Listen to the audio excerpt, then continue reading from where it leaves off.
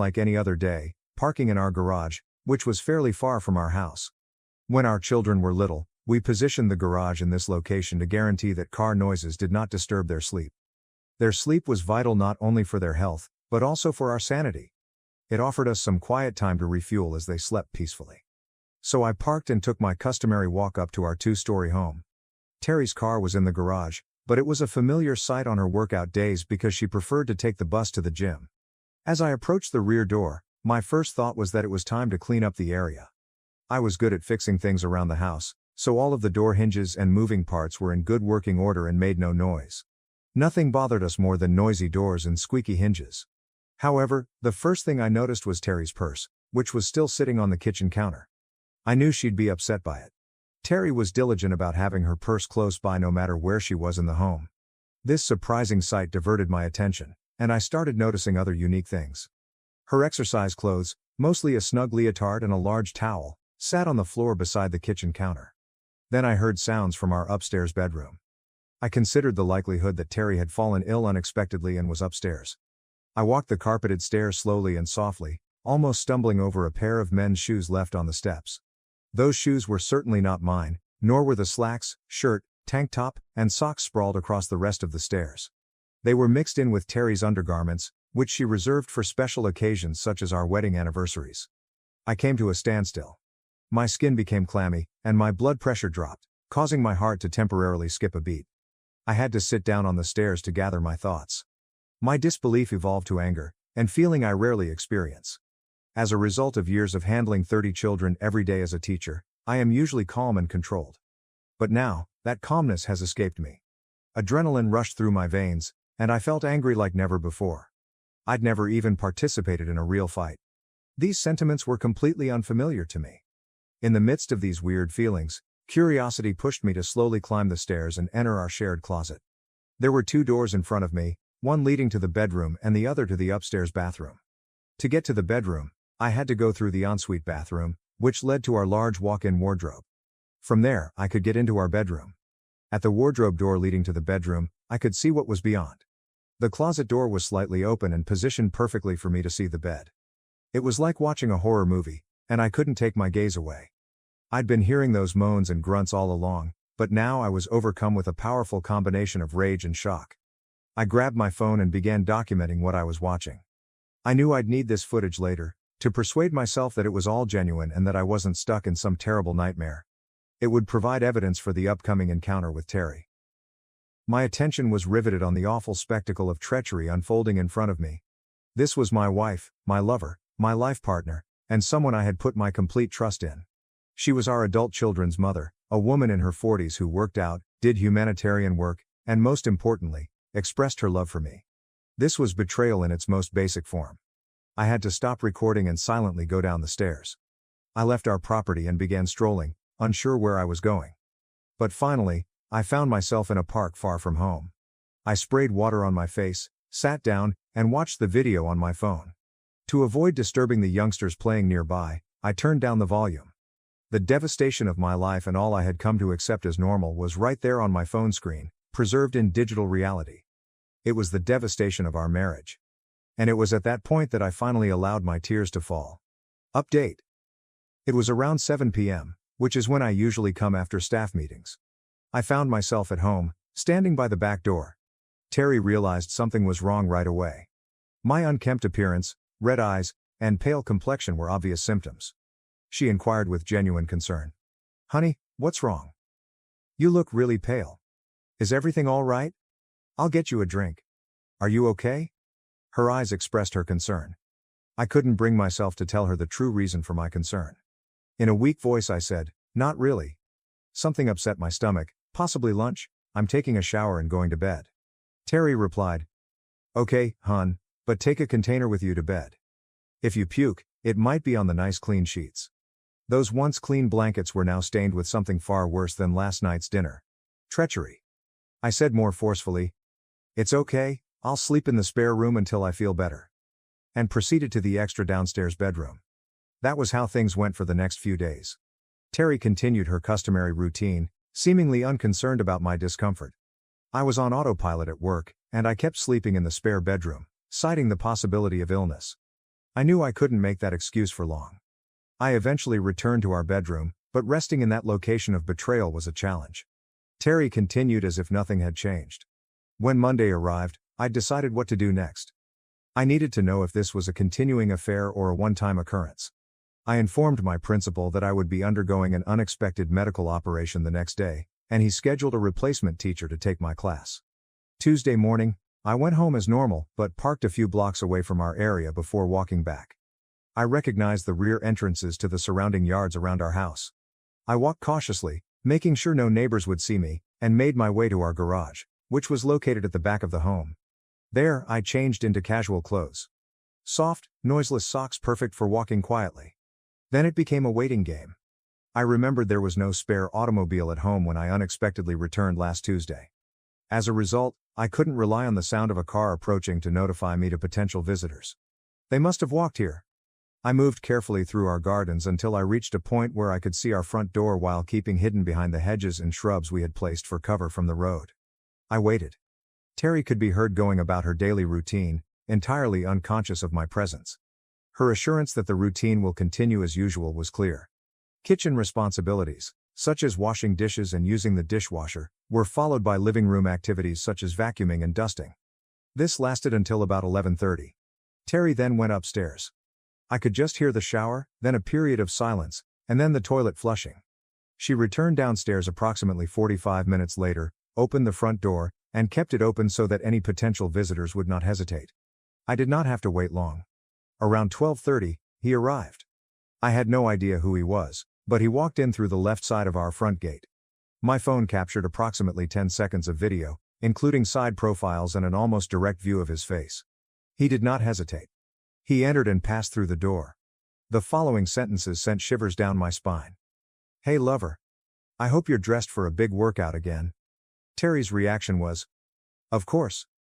You always love it when I wear these. I sometimes wonder if it was these that attracted you to me in the first place.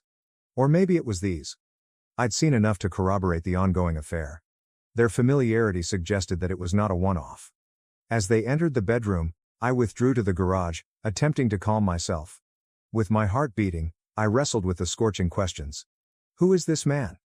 I questioned whether I would ever have an intimate relationship with her. I observed no indicators of protection, which made me concerned about potential threats if she was with others. I wondered why she never expressed her feelings. I remembered Terry's 2-year gym workouts in the neighborhood, where she met local married women and participated in charity events. Perhaps the gym contained solutions to our problems.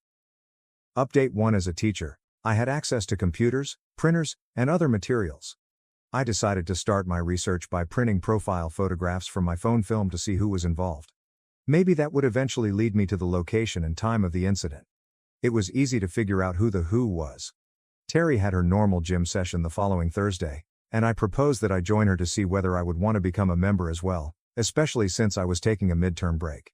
Terry wasn't too keen on the idea and made excuses like, "It's just a group of married ladies, and we mostly chat during the session," among other lame justifications. I persevered and accompanied her to the gym the following Thursday.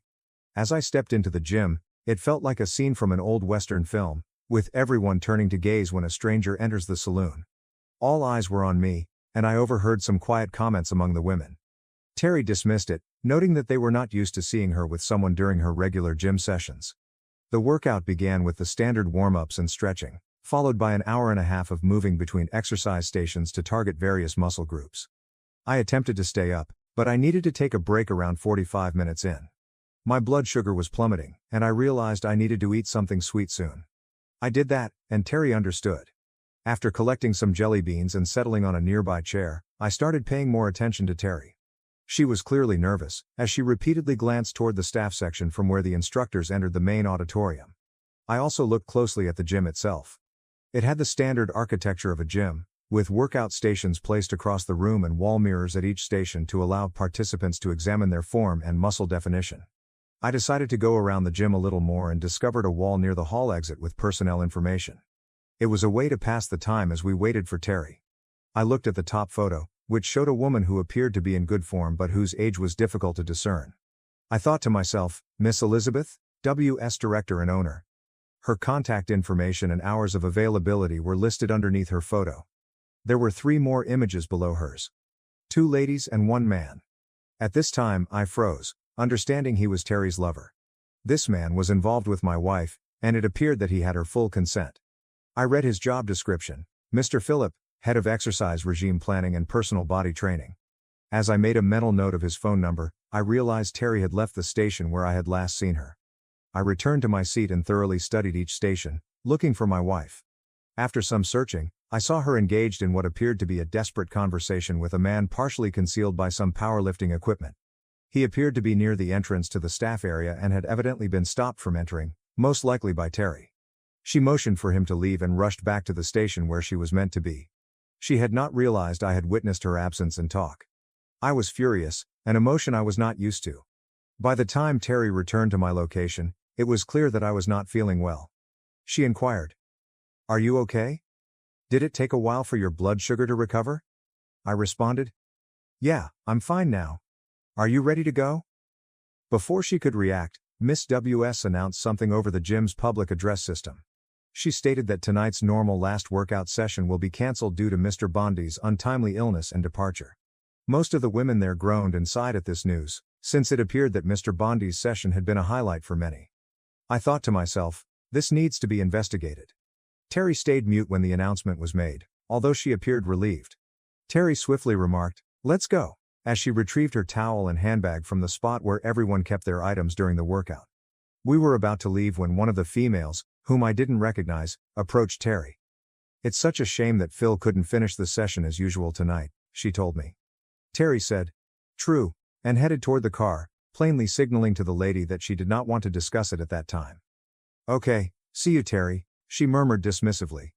Terry entered the automobile faster than I'd ever seen her do before. Terry appeared relaxed during the quiet ride home. She had her head thrown back, her eyes closed, and appeared to be purposefully taking slow breaths. I couldn't help but notice the changes in her conduct. Perhaps now, in her seeming relief, I could discover more about what was going on. "So that was quite an interesting session, dear, I told you. The workout stations seem to be set up really well. No wonder you're looking so fit and trim." "Thanks, honey," she said. "You're absolutely right. They offer an extensive program, and I enjoy going there. The ladies are friendly too. It's just a shame about Mr. Bonte," I prodded on. "You mean Boney?" She made a hasty correction. Philip Boney. He usually wraps up every session with an exercise routine that really challenges everyone, pushing their bodies to the limit. It was disappointing that he wasn't there tonight. Inside, I couldn't help but think, she's completely committed to this lie. I understood precisely how far Mr. Bondi was pushing her body, but all I said was, maybe next Thursday he'll be feeling better. I couldn't stop thinking about my wife's approaching intimate rendezvous with Mr. Bondi next Thursday. It was time to get down to business. I was assigned pickup duties for the following school week. For those unaware, this is when teachers supervise the area where parents pick up their children by car after school. It's usually a chaotic scene, with youngsters anxious to get home, talk to their pals, and find their parents all at once. Parents must be patient as they traverse the stop-and-go car queue, hoping their child will be ready when they get at the front. To my astonishment, near the end of pickup time, a car arrived, and the driver was the lady who had attempted to speak with Terry at the gym the night before. "Hi," she told me. "I'm sorry, but I'm new to this whole pickup thing, and I completely lost track of time. Is my son Timothy here? As teachers, we are accustomed to this, especially when someone is new to the school." So I assured her that I would go find Timothy while my colleagues oversaw the remaining students. I found Timothy near his classroom, conversing with another staff member's youngster. "Hey, Tim," I said. "Your mom's here to pick you up. Come with me to the pickup area." He appeared puzzled by this. He was in his final year of primary school and did not strike me as the kind to forget about pickups. "That's odd," he said. "Mom is usually occupied with her gym instructor on Friday afternoons. She often picks me up late. At my previous school, she sometimes didn't arrive until around 5:30. My suspicions were deeper the instant I heard the gym instructor's words. I resumed the talk, attempting to remain composed and casual. It's good to see your mom taking care of her health. Exercise is a crucial part of a healthy lifestyle. Do you happen to know the instructor's name?" I hoped the remark did not confirm my suspicions. "Oh, his name is Bounty or something like that," Timothy explained. "He also works at a local gym and often gives private lessons at people's homes. That's what I want to do when I grow up." Mom really enjoys her workouts with him on Friday evenings. She's so relaxed and looks radiant by the time we get home. It's fantastic. Fridays are always takeout nights because Mom rarely has time to cook. No way, I thought. This Bondi guy has relationships with more people than simply my wife. I walked Timothy back to his car, where his mother expressed her appreciation for our attention. No problem, I replied. It's all part of the service. By the way, I don't believe we've met before. I'm Gerard D.S. The kids call me Mr. D for short. Nice to meet you. I shook her hand and she introduced herself. Hi, I'm Mary Jones. I remember seeing you at the gym last Thursday. I was there with my wife Terry. Sorry, she seemed rushed when leaving. Mr. Bondi's absence seemed to disrupt everyone's routine that night. At that point, her entire mood shifted radically. She had previously been an apologetic parent picking up her child from school, but she now appeared pale and guarded. She appeared to be trembling as she answered. Yes. All right, I'll see you again, Mr. Downs. Goodbye, and hurriedly drove away. Update 2. It was time to plan my future, something I assumed I had already done with my then partner, Terry. This future seemed grim, with only me and possibly no one else. Definitely not Terry. My rage drove me down a path I never imagined, the path of vengeance. I began methodically reviewing all of the important but frequently missed components of a couple's daily lives. Questions like, who is responsible for paying the bills?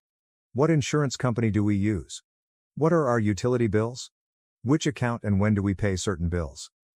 As my database of this information grew, I realized we only had a little amount left to pay on our mortgage. My superannuation account had risen to an astonishing $900,000.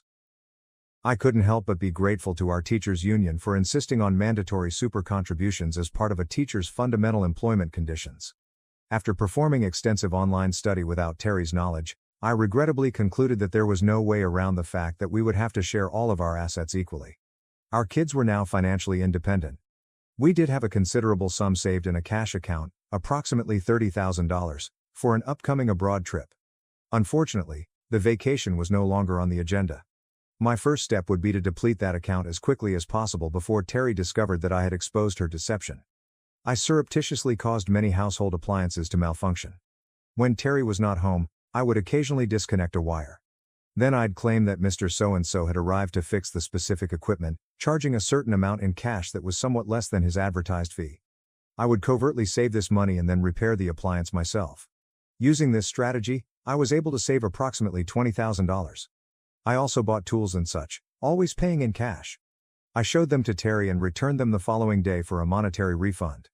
I agree it was deceptive, but Terry's actions had already damaged our relationship's principles of honesty and trustworthiness. The whole circumstance was making me into someone I never imagined I could be. A liar. Terry's Thursday afternoon exercises with Bondi continued, and I stopped attempting to have any type of sexual relationship with her. We simply coexisted like two housemates would. My personal possessions gradually disappeared into the garage's crates. Terry rarely went into the garage, so she didn't notice the rearranging. Her car was usually parked in front of it, and she was satisfied to leave the garage as my personal zone. However, she did challenge the absence of some of my personal goods from the shelf on one occasion. I kept postponing an explanation, claiming that I had accidentally broken things or that they were no longer useful.